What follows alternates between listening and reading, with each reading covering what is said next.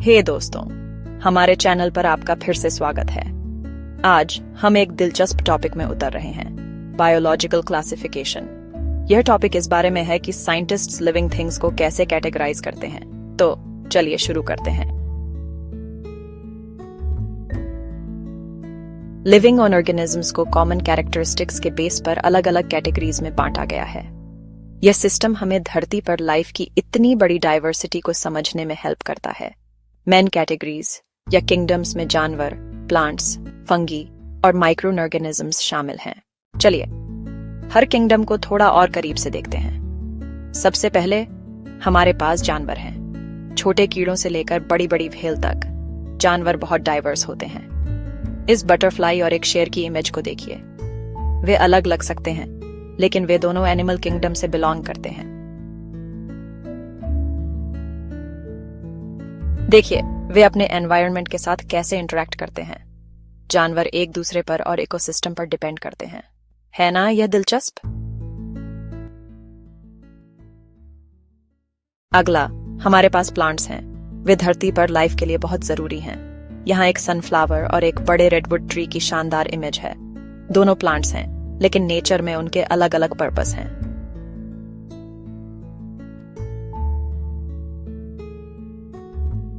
Plants photosynthesis से sunlight को energy में बदलते हैं, जो लाइफ के लिए बहुत जरूरी है। वे दूसरे ऑर्गेनिजम्स के लिए ऑक्सीजन और खाना भी देते हैं।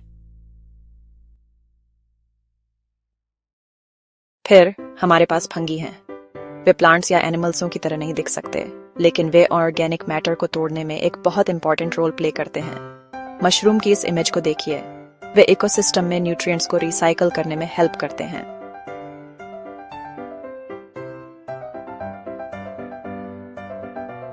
फंगी के बिना हमारा एनवायरनमेंट डेड मटेरियल से भर जाएगा। वे नेचर के रिसाइकलर हैं। और आखिर में माइक्रो ऑर्गेनिजम्स। ये छोटे लाइफ फॉर्म्स हर जगह हैं। मिट्टी में बैक्टीरिया से लेकर समुद्र में प्लैंकटन तक वे इकोलॉजिकल बैलेंस बनाए रखने के लिए बहुत जरूरी हैं। माइक्रो ऑर्गेनिजम्स डाइजेशन, डिकम्पोजिशन और यहाँ तक कि दवाइयाँ बनाने में भी हेल्प करते हैं।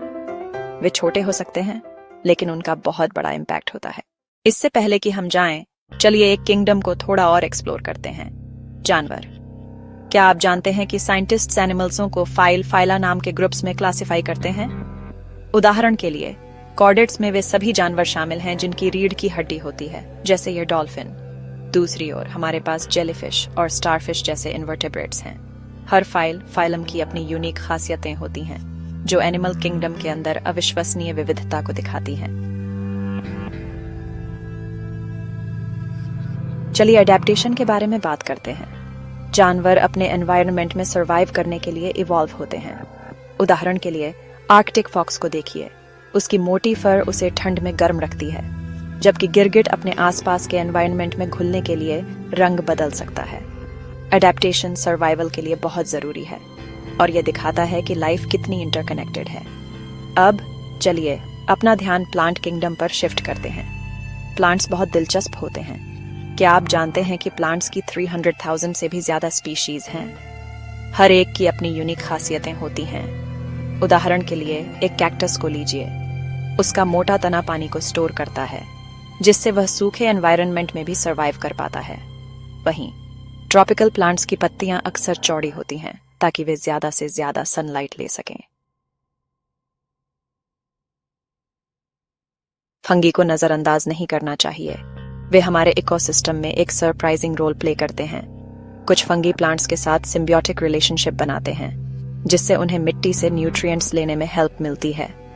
यह रिलेशनशिप प्लांट की हेल्थ के लिए बहुत जरूरी है, जो दिखाता है कि लाइफ कितनी इंटरकनेक्टेड है। आखिर में चलिए माइक्रो ऑर्गेनिजम्स को एक बार फिर से हाईलाइट करते हैं। वे अलग अलग प्रोसेस में बहुत जरूरी हैं। उदाहरण के लिए कुछ बैक्टीरिया का इस्तेमाल दही बनाने में होता है, जबकि दूसरे ओनल स्पिल को साफ करने में हेल्प करते हैं। माइक्रो ऑर्गेनिजम्स सिर्फ छोटे नहीं होते, वे बहुत पावरफुल होते हैं। तो जैसा कि हम बायोलॉजिकल क्लासिफिकेशन की अपनी खोज को खत्म कर रहे हैं, याद रखें कि ये कैटेगरीज हमें लाइफ की अविश्वसनीय विविधता को समझने में हेल्प करती हैं। हर किंगडम, फाइल और स्पीशीज लाइफ के वेब में एक बहुत इंपॉर्टेंट रोल प्ले करती है। हमारे साथ जुड़ने के लिए थैंक यू। अगर आपको यह वीडियो इन्फॉर्मेटिव लगा तो और कंटेंट के लिए लाइक और सब्सक्राइब करना ना भूलें। कमेंट्स में हमें बताएं कि आप अगला क्या सीखना चाहेंगे। अगली बार तक अपना ध्यान रखें।